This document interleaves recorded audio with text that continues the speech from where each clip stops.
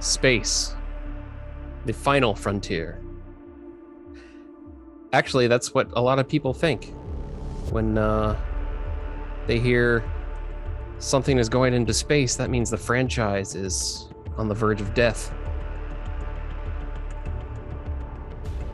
Huh. I guess it is the final frontier. Hellraiser, Leprechaun, hell, even Critters went from being on Earth to going to space, and they were from space, and it was the least accepted Critters movie. Huh. Well, let's get started on this, shall we? Huh. Well, it's Friday the 13th, and guess what I'm going to do? That's right, I'm going to do a Nightmare on Elm Street movie. I like the shirt. No, I'm going to do something a little different. I'm not gonna reminisce or anything about this. I'm going to defend Jason X.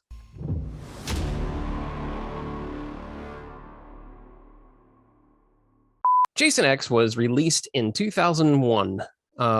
It should have been released in 2000, but there were some problems with New Line Cinema having some issues, and it circled limbo for a long time. It was done. It was a release problem. And it actually became the most pirated movie of 2000, which admittedly, that's how I saw it the first time, because I didn't think it was ever coming out. And I saw it at a convention on a pirated video, and I'm like, I will buy that because I want to watch Jason in space. So 20-year-old me decided to buy this video. I took it home and watched it and was bored out of my mind. It was not what I wanted in a Friday the 13th movie. Now, 21 years later, a lot has happened to the world of horror. And things have changed in good ways and bad ways. Things have changed in my viewing of things in good ways, and some might consider bad ways. I'm not scripting this. This is a full editorial, so you're going to get all the hiccups and gas bubbles and stutters and mispronunciations and all the good stuff just from me, because I care about you and that's what I do.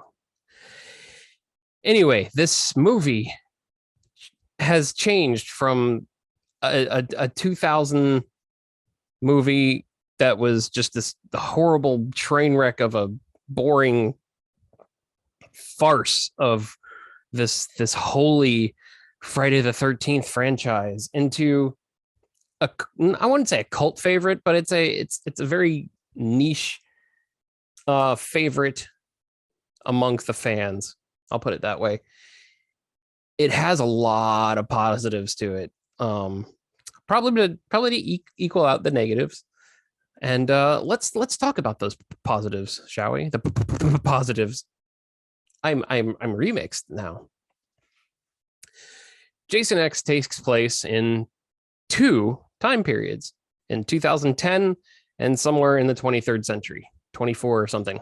In 2010, they somehow catch Jason. This, by the way, came out after Jason Goes to Hell, but chronologically, it's before Jason Goes to Hell. The government or whatever company captures Jason, and they have him all chained up and all this good stuff, and they're ready to freeze him because later explained in the movie they found there's no way to kill him. They shot him, they set him on fire, they hanged him, they did everything they could to do it, and they just could not kill him because he's become this supernatural, unstoppable killing machine. So they have him bound and ready to freeze. And the head of the company, played by none other than body horror master himself, David Cronenberg, decides that he wants to take him and not freeze him. He wants him to be a weapon, just like all the sci-fi baddies in the universe, the Weyland Yutani and that kind of thing. Anyway, of course, Jason gets free and starts killing people with chains. Has kind of like a Hellraiser kind of thing going on. That's kind of cool. he ends up being led into the cryo freeze, and he's frozen, but not before his final kill. Well, his final kill in the year 2010. He kills. He uses his machete, and it goes right through the cryo thing, and stabs this worker lady person, and it kills her, and then the whole room freezes because the cryo came out, so it froze her. So now we're in the 23rd century, because it's 24, and a science field trip junk hauling ship of college students comes upon Jason on the now destroyed Earth, which, if it's now destroyed in the 23rd century, then, we've got some time. We don't have any time. We need to fix the Earth. But I'm not going off on that. They find him.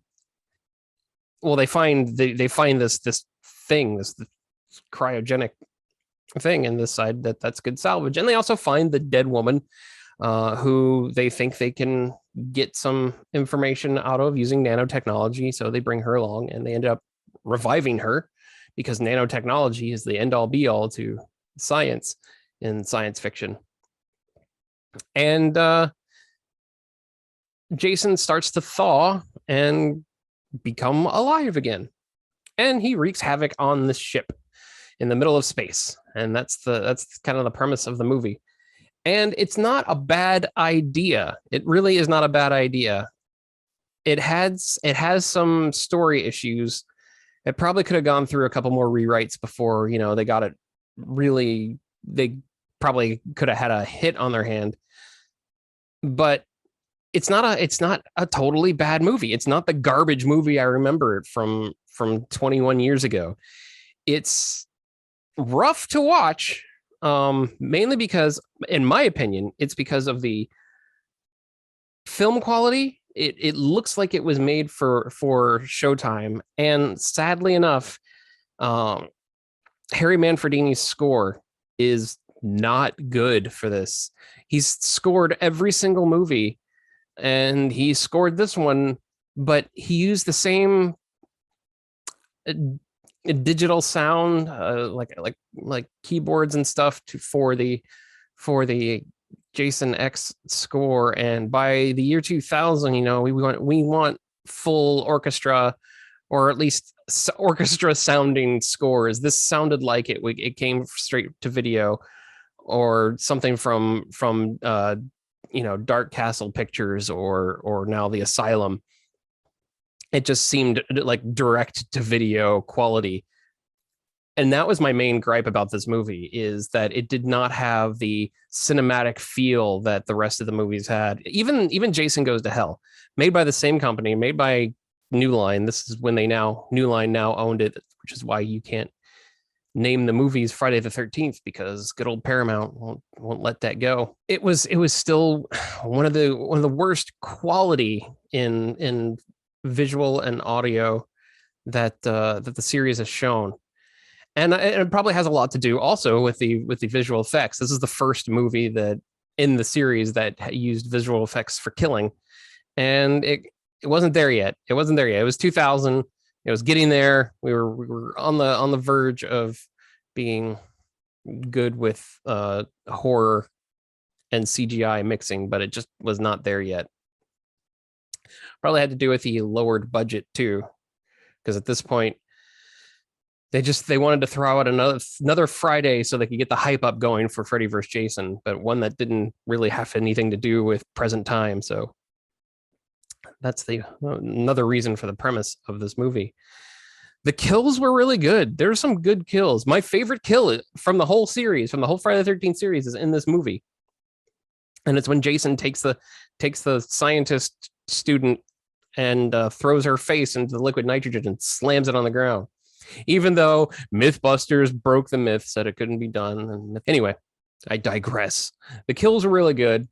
A lot of them were a little just run of the mill, but it does have the highest body count of any of the Friday the 13th movie, not counting the colony of people on a space station that the main ship accidentally destroyed because Jason killed the pilots.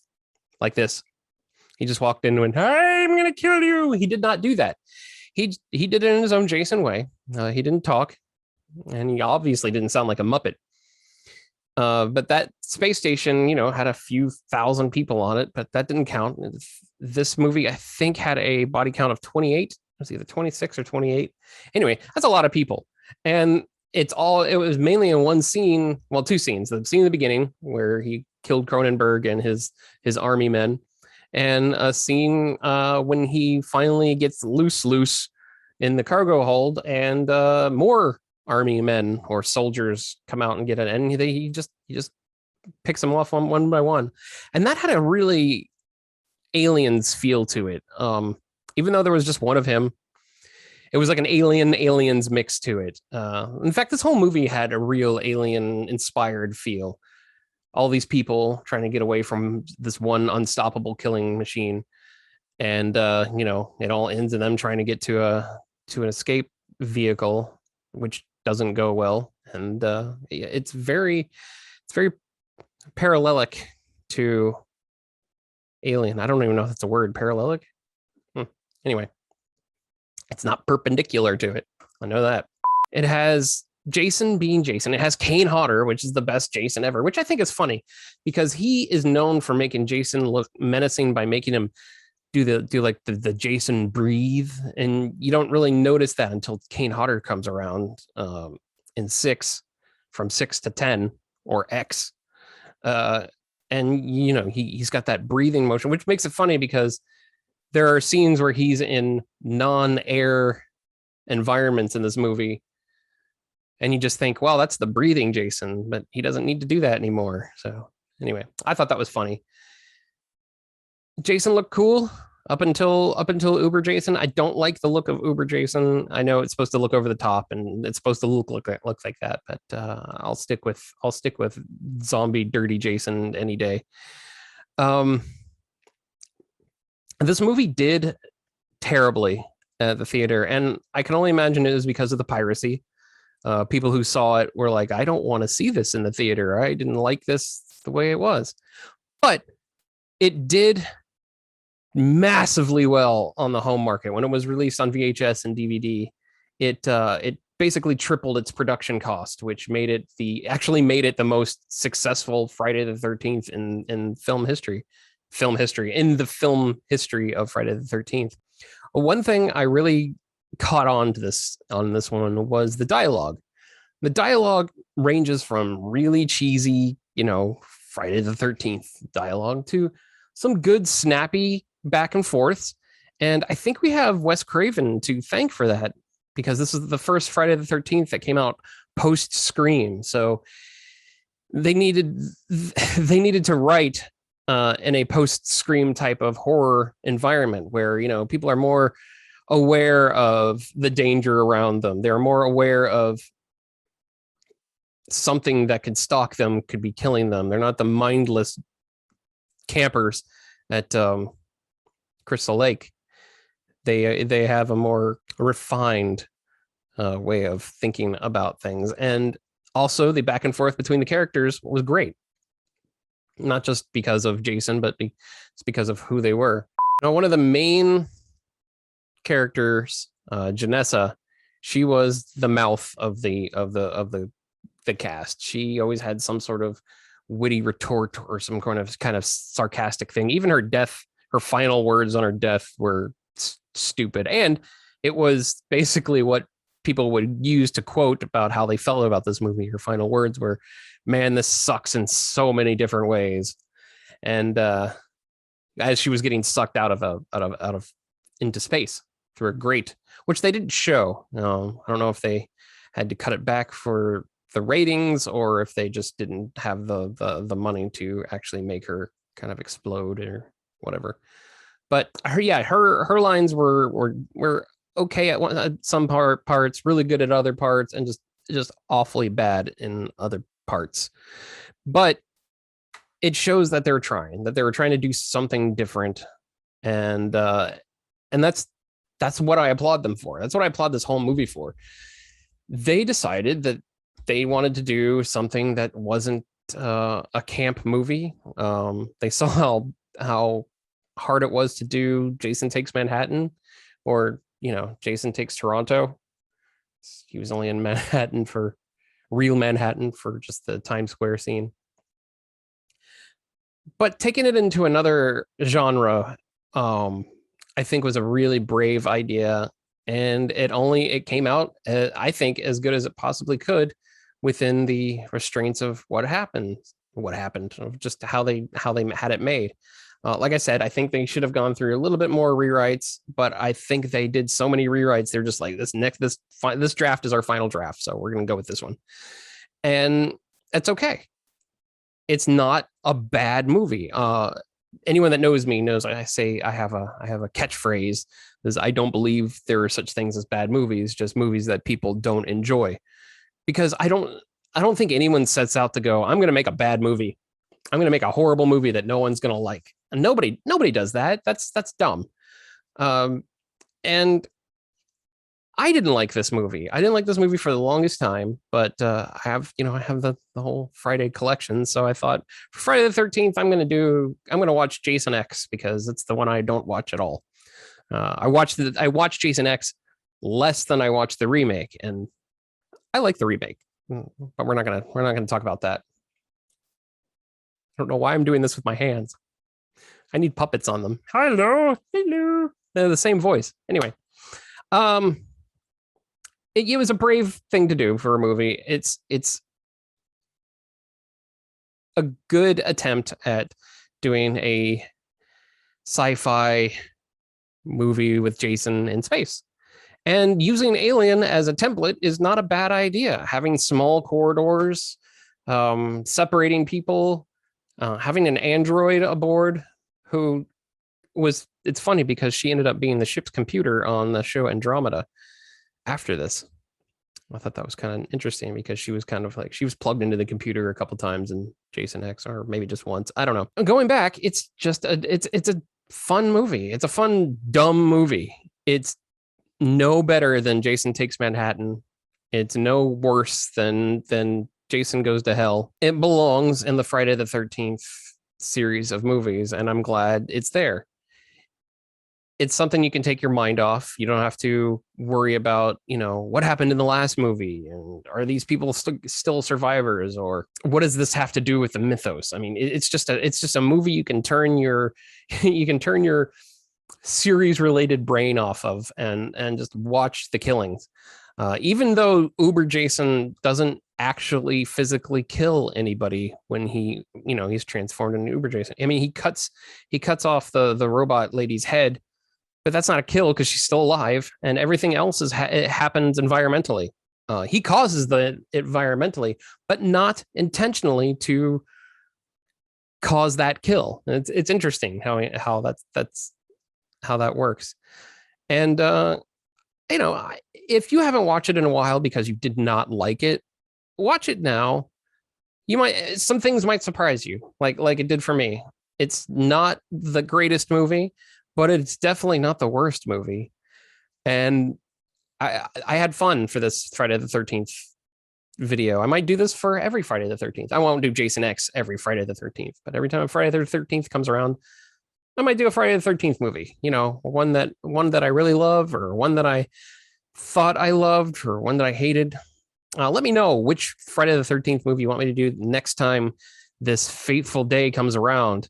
And don't forget to like, share, and subscribe, especially if you like these videos. I mean, if you don't like it, hit the unlike button. The algorithm doesn't know any different, but definitely hit the subscribe button if you like this. It tells us that we're doing what we're doing is a good thing, and it gives us mental incentive to want to do more. And also, don't forget to check us out on cinemadnesspodcast.com for more movie talking shenanigans as we start our Cinemadness 3.0 change up for the podcast. We're getting back together again, and it's going to be fun. So thank you for joining me on Friday, August 13th, 2021. And I will see you in the series. Could be a series. It might be a series. I don't know. But I'll see you again soon. Probably earlier than the next Friday the 13th. So I just winked at the camera. I don't know. Do we have to keep the wink?